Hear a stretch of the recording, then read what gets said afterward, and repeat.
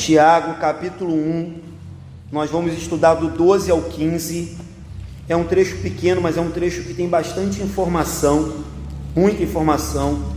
Tiago, capítulo 1, vai ser do 12 ao 15, e o título da minha Bíblia diz assim: a origem do pecado, a origem do pecado. Queridos, essa semana, na sexta-feira, eu preguei lá na igreja de Santo Aleixo, no aniversário, e eu preguei um texto que eu já preguei aqui na igreja. E dentro desse salmo que eu preguei lá em Santo Aleixo, tem um versículo que diz assim: o Senhor põe à prova ao justo e ao ímpio. Quero ler só esse versículo. O Senhor põe à prova ao justo e ao ímpio. Isso está no Salmo 11, versículo 5. Já preguei aqui e preguei lá em Santo Aleixo. Eu estou lendo isso porque esse versículo tem tudo a ver com o que a gente vai meditar agora. Vamos ler, o versículo 12 vai dizer assim, de Tiago, capítulo 1. Bem-aventurado o homem que suporta com perseverança a provação, porque depois de ter sido aprovado, receberá a coroa da vida, a qual o Senhor prometeu aos que o amam. Vamos parar aqui, depois a gente vai ler mais um pedacinho. Tiago volta a tratar de um tema que ele está tratando desde o início do versículo 3, sobre provação, sobre perseverar, se manter firme, insistir, aguentar debaixo de uma provação, de uma tribulação ou de um momento difícil. Tiago está nos ensinando desde o início da sua carta como que o crente deve lidar com o dia mau. Afinal de contas, nós não vivemos, como eu sempre digo aqui, numa redoma de vidro, numa bolha, protegidos de todo e qualquer problema. Nós sofremos problemas, e Tiago vem justamente ensinar para os crentes como enfrentar os problemas. Então ele vai tratar disso durante quase toda a carta. Às vezes ele troca um pouco de assunto, vai e volta, fala de provação com palavras um pouco diferentes, mas ele está o tempo todo falando sobre isso. Ele está dizendo que o crente provado, que resiste, depois que aprovado, recebe uma grande recompensa, e essa recompensa é a coroa da vida. Tiago começa dizendo: bem-aventurado o homem. E se a gente lembrar, o salmo que a gente leu para abrir o culto de hoje, fala também de bem-aventurança. O salmo que a gente leu para abrir o culto foi o Salmo 106, e em determinado momento, ele diz que bem-aventurado, está aqui, ó, deixa eu achar, que eu já me perdi, no versículo 3, bem-aventurados os que guardam a retidão e o que pratica a justiça em todo o tempo. A palavra bem-aventurado, ela é muito conhecida, muito utilizada e muito aplicada tanto no Antigo quanto no Novo Testamento. Só no Novo Testamento ela aparece 50 vezes. E o momento em que ela mais aparece é no Sermão do Monte, Mateus capítulo 5, quando Jesus fala 9 vezes, ou faz 9 aplicações acerca da bem-aventurança. Ele diz que bem-aventurados são os que sofrem, bem-aventurados são os que choram, bem-aventurados os perseguidos, bem-aventurados os humildes. Jesus traça várias qualidades de bem-aventurança. E quando a gente chega aqui agora, em Tiago, Tiago diz que o homem bem-aventurado é aquele que suporta, é aquele que aguenta, é aquele que persevera, é aquele que não esmorece, é aquele que não volta atrás, é aquele que não desiste, é aquele que não bota a mão no arado e volta para o mundo. Então Tiago diz: ei, bem-aventurado o homem que suporta com perseverança a provação. No versículo 3, Tiago disse que a provação produz perseverança. E agora, no versículo 12, ele diz que a perseverança nos traz uma grande bênção. E a bênção é ser chamado bem-aventurado. E a pergunta é: quem é o homem que é bem-aventurado? Segundo Tiago, bem-aventurado são aqueles que são felizes, independente da vida que estão vivendo, independente da circunstância que estão passando. Nós falamos isso semana passada à noite. Tiago diz: olha, o irmão pode ser pobre, pode ser humilde, pode estar passando necessidade, pode estar sendo perseguido, mas o bem-aventurado é aquele que é feliz em todos os momentos, aquele que confia em Deus em toda e qualquer situação. Eu falei isso aqui semana passada, parece uma contradição, porque para o mundo em que nós vivemos, bem-aventurados são só aqueles que são ricos, aqueles que são abastados, aqueles que têm uma vida boa, uma vida fácil, aqueles que só têm uma vida de vitória. Esses, segundo o mundo, são bem-aventurados. Mas Tiago nos diz que bem-aventurança é diferente da bem-aventurança do mundo, a bem-aventurança da Bíblia. A bem-aventurança da Bíblia é aquela que se mostra presente nos momentos mais difíceis, quando nós não abandonamos o nosso Senhor Jesus. Para Tiago, bem-aventurados são aqueles que passam na fornalha sem abandonar o seu Deus. Para Tiago, bem-aventurados são aqueles que atravessam o deserto sem abrir mão do seu Deus. Para Tiago, bem-aventurados são aqueles que descem a cova dos leões e sabem que o nosso Deus é aquele que fecha a boca dos leões. Para esse Tiago, ou para a Bíblia, esses são os verdadeiros bem-aventurados. Bem-aventurado o homem que persevera na provação, porque depois de ter sido aprovado, então você percebe que primeiro vem a aprovação, depois que nós perseveramos, vem a aprovação. Lembremos de Jó, foi provado para depois ser aprovado. Lembramos de Abraão, foi provado para depois ser aprovado. E tantos outros homens de Deus que durante toda a Bíblia foram provados por Deus para que tivessem a sua fé aprovada. Eu poderia dizer, e chego a afirmar, que uma fé que não foi nunca provada, talvez não seja autêntica. Se a sua fé nunca foi exigida a ponto de ficar no fio da navalha, se a sua fé nunca foi exigida a ponto de você se sentir extremamente apertado o coração e dizer: Senhor, ajuda-me na minha falta de fé, talvez a sua fé não seja autêntica, porque você só valida algo como autêntico quando você testa. Você testa, aí você diz: não, é autêntico, está funcionando, é verdade, funciona, é original. Mas se a nossa fé não é provada, irmãos, como poderemos saber se ela resistirá ao dia mau? Então, a fé da Bíblia não é uma fé morta. A fé da Bíblia, já Tiago vai falar isso também, que a fé sem obras é morta. A fé da Bíblia não é uma fé mística, uma fé vazia. A fé da Bíblia é uma fé que persevera, que suporta, que resiste, que vai em frente, mesmo nos momentos de dificuldade. Eu acho que peca gravemente o pastor que se exime ou que se excusa de pregar sobre problema, sabe? Eu acho que as pessoas que frequentam a igreja, que só fala de vitória, só fala de bênção, só fala de prosperidade, elas estão deixando de ser verdadeiramente ou completamente alimentadas. Não que o evangelho não tenha vitória, bênção, prosperidade, cura, milagre, não que o evangelho não tenha isso, mas se você entra e sai de uma igreja e você só é alimentado acerca das coisas boas, a pergunta é: como essa pessoa vai suportar, como essa pessoa vai lidar, como essa pessoa vai resistir quando o dia mau chegar? Porque a não ser que nós sejamos muito meninos na fé, todos os irmãos que têm um tempinho de igreja aqui, sabem que o dia mau chega na casa de todo mundo, sabe que a crise chega, a doença chega, o desemprego chega, a crise conjugal acontece na casa de todo mundo, irmãos, até de quem é crente. Mas, se você tem sido alimentado da palavra de Deus, e já aprendeu com ela, que no dia da provação, você tem que perseverar, não estou dizendo que vai ser fácil, mas nós não vamos esmorecer, nós não seremos destruídos, pegos de surpresa no dia da provação, porque entendemos que bem-aventurado é o homem que suporta com perseverança a provação, e depois de aprovado, receberá a coroa da vida, a qual o Senhor prometeu aos que o amam. Então, o resultado da perseverança, o resultado de suportar, o resultado de permanecer fiel a Deus, independente do que a gente esteja vivendo, queridos, é o melhor que poderíamos esperar, é a coroa da vida, a qual o Senhor prometeu aos que o amam. Talvez se perguntassem para você: ei, por que você não amaldiçoa esse Deus e morre, já que tudo está dando errado na sua vida?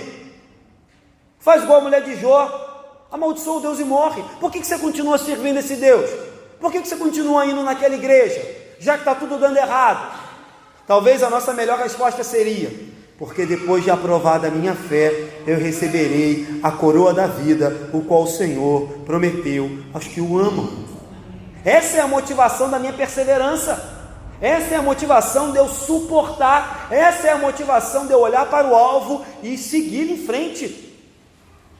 Por quê? Por que você não amaldiçoa esse Deus e morre? Porque eu sei que no fim a minha coroa de glória e de vida estará reservada. Por isso. Agora pense você, se a pessoa tem perseverado, ou tem frequentado, ou tem servido a Deus por causa de uma promessa material, e essa promessa material não se cumpre, o que acontece? Essa pessoa se decepciona, amaldiçoa Deus e vai embora. Infelizmente é isso que tem acontecido muito. Mas quando nós suportamos, porque temos como alvo final a coroa da vida, irmãos, não há nada que pode nos parar. Não importa o tamanho do gigante que se levante, não estou nem aí para o tamanho do diabo que vai se levantar. Ele vai cair em nome de Jesus, porque no final a coroa da vida está reservada para aqueles que suportam e que perseveram. A coroa, é o emblema, é o símbolo final do sucesso espiritual que Deus prometeu para aqueles que, mesmo no meio das provações, dos sofrimentos, das dificuldades, não abrem mão daquilo que entendem como ser o Senhor da sua vida. É claro que Deus não está falando aqui de vida física, quando Ele diz receberá a coroa da vida, é uma vida espiritual, é uma vida eterna, é uma vida que ultrapassa toda e qualquer vida que o mundo possa nos oferecer. Versículo 13. Não, antes de eu ir para o 13, deixa eu continuar aqui falando da coroa.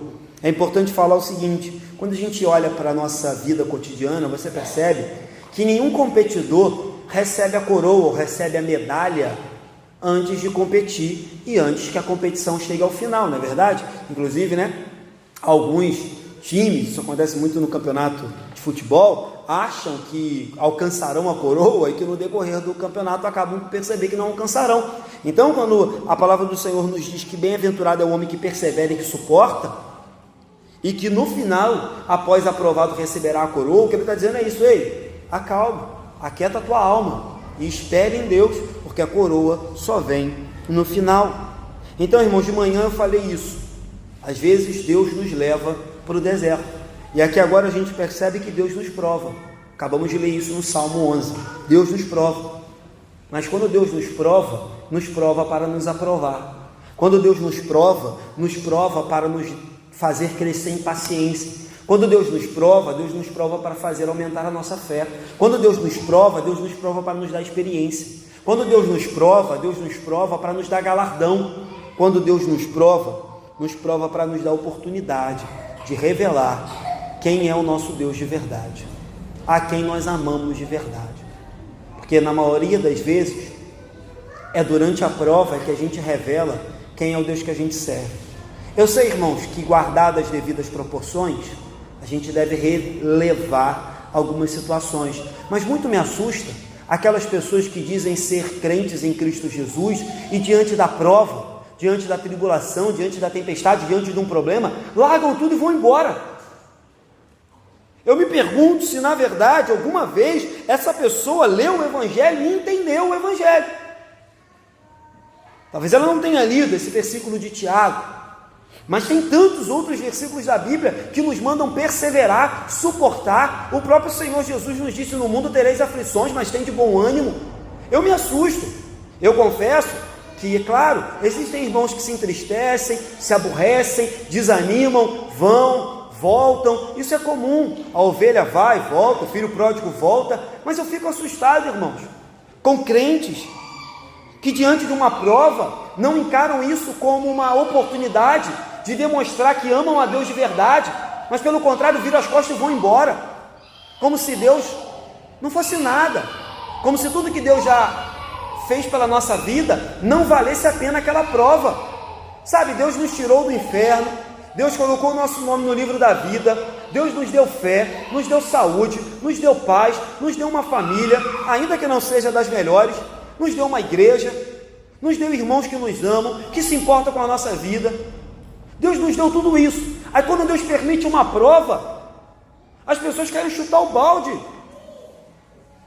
Será que tem cabimento um negócio desse? É como um filho birrento que o pai dá tudo, e quando o pai diz não uma vez, o filho fica de bico, se revolta contra o pai. Aí vocês que são pais, eu ainda não sou, mas eu já escutei isso da sua mãe, os pais vão falar: porventura a razão nesse seu choro, porventura a razão nessa sua revolta, tendo em vista que a vida toda os nossos pais nos deram tudo, e quando eles dizem não, nós como adolescentes rebeldes ou jovens rebeldes, nos chateamos contra nossos pais. O que Deus está dizendo é isso aí: vocês serão provados, e não se entristeçam com isso, porque o ser humano sempre será provado, para que no final receba a coroa da vida. Vamos andar, versículo 13 e 14.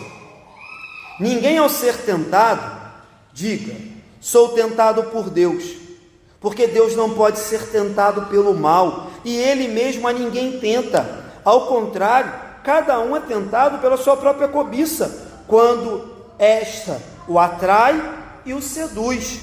Então preste atenção, Tiago sabia, como eu falei aqui, que tem alguns crentes que são meio birrentos, tem crentes que são meio bicudos, e tem pessoas que não sabem lidar com a provação, que tem crentes que no meio da provação começam a culpar Deus. Tem crentes que no meio da provação transforma aquela provação numa tentação e começa a colocar a culpa em Deus. Então Tiago diz: ei, preste atenção, atente, Deus prova, quem tenta é o diabo. Deus prova, quem se enfia em tentação somos nós. Deus testa, Deus prova para aprovar, o diabo tenta para condenar. Então cuidado, pera lá. Tiago parece que sabia que às vezes nós ficamos tão chateados, tão magoados com algumas situações da nossa vida, que a gente bota a culpa em Deus. Aí Tiago diz: opa, segura a onda, porque Deus não pode ser tentado e Ele a ninguém tenta. Pelo contrário, cada um é tentado pela sua própria cobiça. Isso não é incomum, tá, irmãos? Cuidado. Constantemente, quando a gente passa por dificuldade, Satanás, o mundo, ou até a gente mesmo, tenta nos convencer de que Deus é o culpado daquilo. Tenta dizer: se o teu Deus é bom, se o teu Deus é forte, por que você está passando por isso? Por que até hoje você não alcançou essa bênção que você tanto ora? Por que até hoje você não conquistou o que você tanto deseja? Isso é mais comum do que a gente pensa, irmãos. Constantemente, diante da provação, nós somos tentados a questionar o amor, o poder de Deus, o tempo de Deus. Será que não já era para Deus ter feito esse negócio? Estou esperando há tantos anos. Mas aí Tiago vem dizer: segura a onda, Deus não pode ser tentado, Ele não tenta ninguém. Deus nos prova com propósito, nos prova com amor. Se tem alguém que nos tenta, esse alguém é Satanás.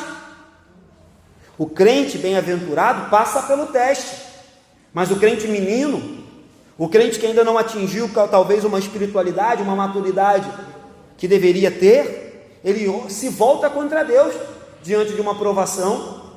Mas aí Tiago diz: não faça isso.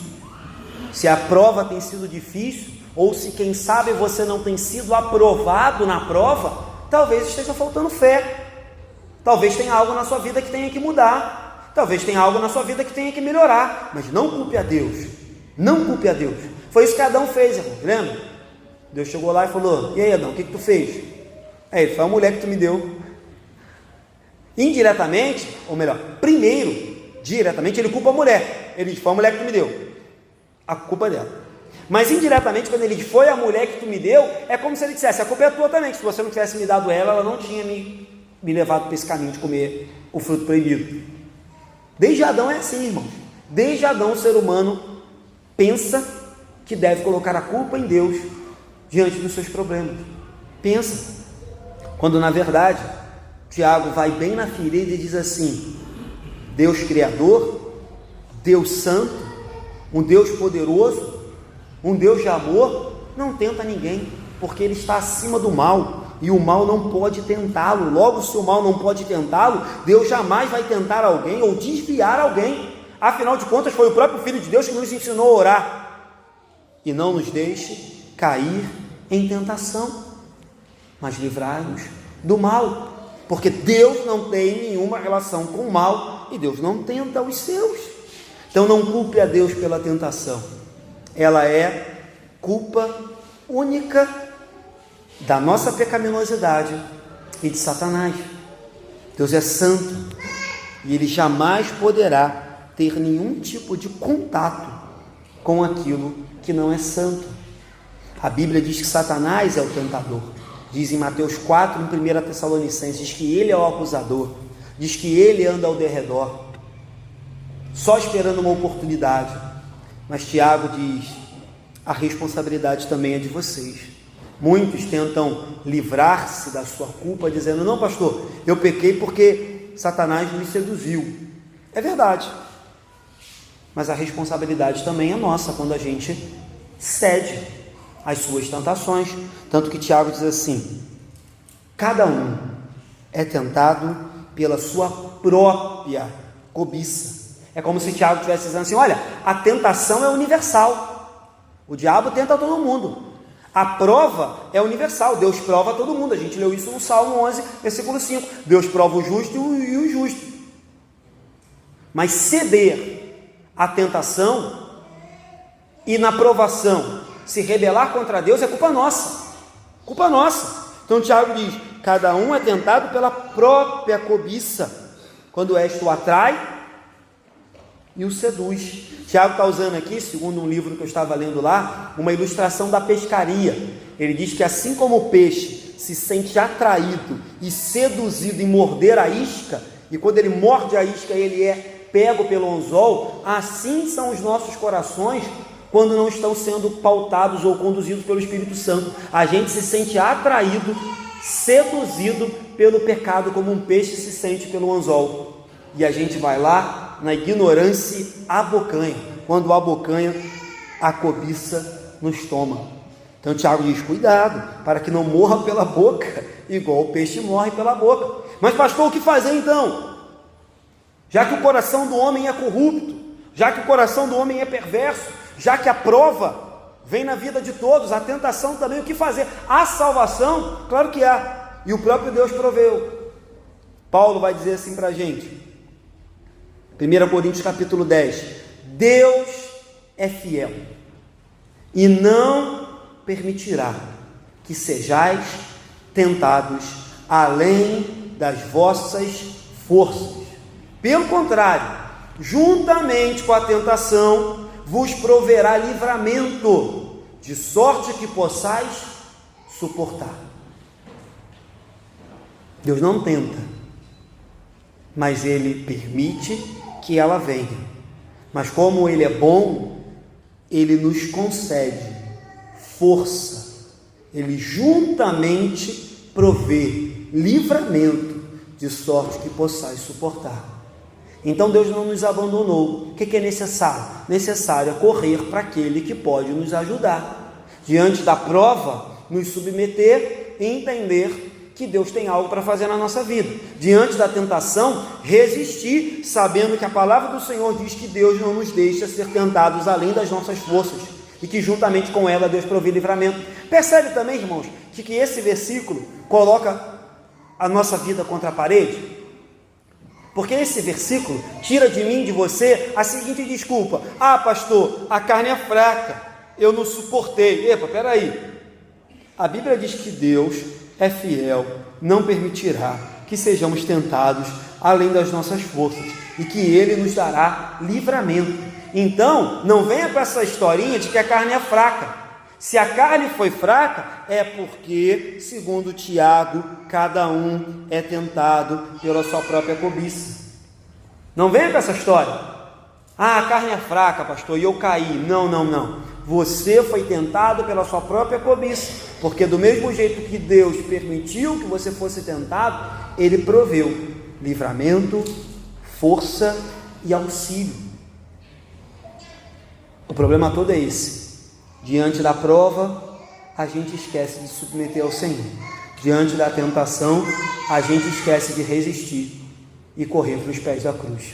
E aí o que acontece? A gente bate de cara, a gente se decepciona, a gente falha, a gente erra, a gente vira e mexe, faz aquilo que não deveria, porque a gente não entendeu o que fazer diante da prova e diante da tentação, que uma vem de Deus, que outra vem de Satanás, que uma é para nos aprovar, outra é para nos condenar, que uma é para aumentar a nossa fé e outra é para destruir a nossa fé, que uma é para nos aprimorar e outra é para nos fazer cada vez mais afastados de Deus. É isso que a gente não percebe, e infelizmente a gente erra por isso. Vamos seguir para a gente terminar. Tiago diz assim no versículo 15: então a cobiça, depois de haver concebido, dá à luz o pecado. Então a cobiça ficou grávida e deu à luz ao pecado. E o pecado, uma vez consumado, ou seja, crescido, gera morte. Olha que coisa interessante. Tiago agora vai fazer outra ilustração. Ele fez a ilustração da pescaria, dizendo que a gente se sente seduzido, assim como um peixe se sente seduzido pela isca, a gente se sente seduzido pelo mal, e a gente deve resistir a isso. Agora ele diz, olha, o pecado, ele é um processo. E aí é outra coisa que a gente deve tomar atenção. É claro que às vezes a gente acorda meio assim estressado, e quando vê você já está pecando. Mas a maioria dos grandes pecados, eles são planejados. A maioria dos grandes pecados, eles passam por um processo. Quem lembra aqui do pecado de Davi e Betseba? Davi, ele foi praticamente isso aqui. Ele cobiçou Betseba, a cobiça dele engravidou, ele planejou, trouxe Betseba perto de si, e aí a cobiça dele deu à luz ao pecado, que foi o adultério. Depois do pecado consumado, esse pecado gerou a morte do filho de Betseba, a morte de Urias, e tantas outras mortes na família de Davi. Então, com exceção daqueles pecados que a gente acorda meio revoltado assim, meio não muito crente naquele grande dia, e se excede e logo se arrepende, a maioria dos pecados, queridos, se a gente perceber, ele não acontece da noite para o dia, não. A gente vai planejando, a gente vai alimentando, ele vai concebendo, como um neném, ele vai crescendo. E Deus constantemente nos dá oportunidades e avisos para a gente parar no meio do caminho. Então Tiago, ele deixa bem claro que o pecado é um processo que envolve a nossa cobiça.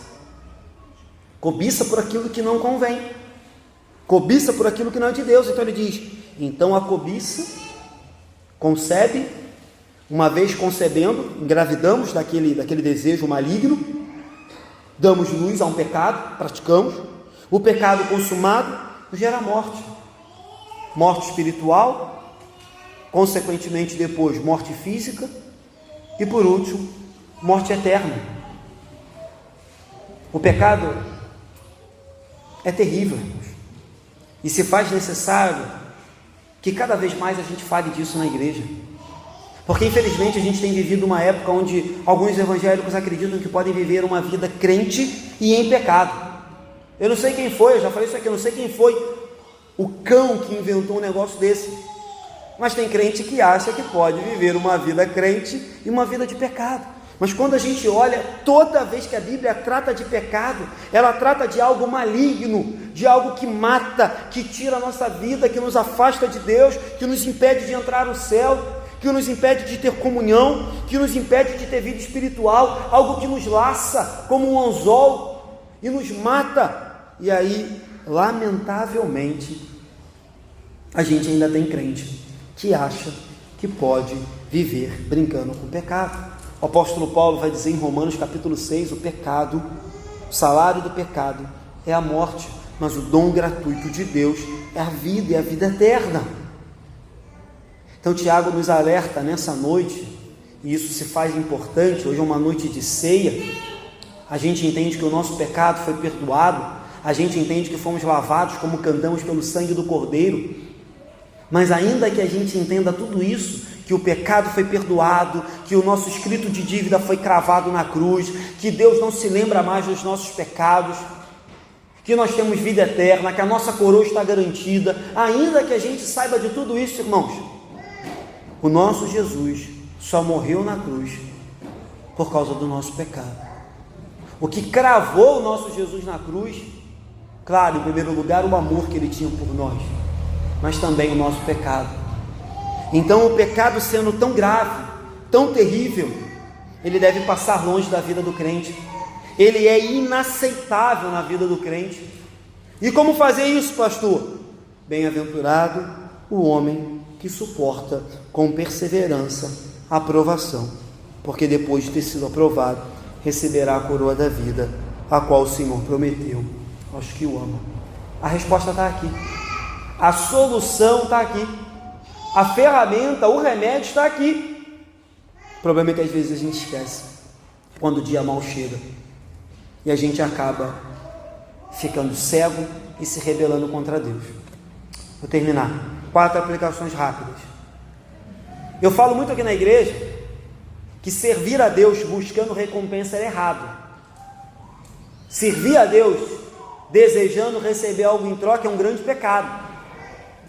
Mas quando você serve a Deus esperando receber a coroa da vida que Ele prometeu aos que o amam, parece que não é errado, porque é isso que Tiago está dizendo. Tiago está dizendo: olha, persevere, sirva a Deus, não abandone, não desista, insista, esperando a coroa que Ele prometeu para os que o amam. Então, se é pecado servir a Deus querendo algo em troca, parece que não é pecado servir a Deus esperando a maior de todas as recompensas, que é a coroa de vida eterna que Ele prometeu. Que esse seja o nosso motivo de servir a Deus, a esperança de que lá, logo, logo, nós receberemos a nossa promessa. Segundo ponto aqui, aprendemos que Deus nos testa, Deus nos prova e o diabo nos tenta. Não confunda as coisas, não confunda as coisas. Lembra no deserto? O próprio Jesus foi provado, e quem apareceu para tentá-lo? Satanás. Então não confunda, Deus nos prova, Deus nos testa, Deus sim nos coloca numa fornalha às vezes no deserto. De manhã a gente falou sobre isso, mas Deus não nos tenta. Terceiro, tentações diabólicas, e isso parece meio doido de se falar, mas é verdade. Tentações demoníacas, elas só se tornam perigosas, irmãos, quando a gente abraça aquilo para a nossa vida. Porque enquanto elas são tentações, sugestões, seduções de Satanás no nosso ouvido, beleza. O problema é quando a gente abraça aquilo como verdade. Enquanto Satanás está só falando, só fazendo proposta, só colocando banquete e oportunidade na nossa mesa, o problema é dele. O papel dele é nos tentar mesmo, ele é o diabo. Mas o nosso papel é resistir. O problema todo é quando as tentações de Satanás são abraçadas por nós. Enquanto ele está só oferecendo, o problema é dele. Vai para o inferno ele e os oferecimentos dele. O problema é quando a gente dá ouvidos. O problema é quando a gente se volta contra Deus e cai na lábia do nosso tentador. E aí, de novo, infelizmente, ele tem feito o trabalho dele com muita maestria. Ele tem tentado crentes dia após dia, e os crentes têm cedido. Por quê, pastor? Só porque ele tentou? Não, porque a cobiça de cada um o atraiu e o seduziu. Nós somos crentes, irmãos. Satanás não pode nos forçar a fazer nada. A gente não fica endemoniado, a gente não fica possesso. Nós temos o Espírito Santo. Então, se a gente chegou a aceitar e a concordar com a tentação, é porque a gente abraçou, é porque a gente aceitou, é porque a gente achou que aquela oportunidade era mais conveniente do que a voz de Deus, tá? Então tome cuidado com isso. E por último, para terminar, eu acredito que diante de uma cobiça pecaminosa, a grande ferramenta do crente é o domínio próprio, porque ele diz assim: a cobiça de cada um leva com que ele pratique o pecado, e o pecado, uma vez consumado, gera morte. Como resistir à cobiça pecaminosa?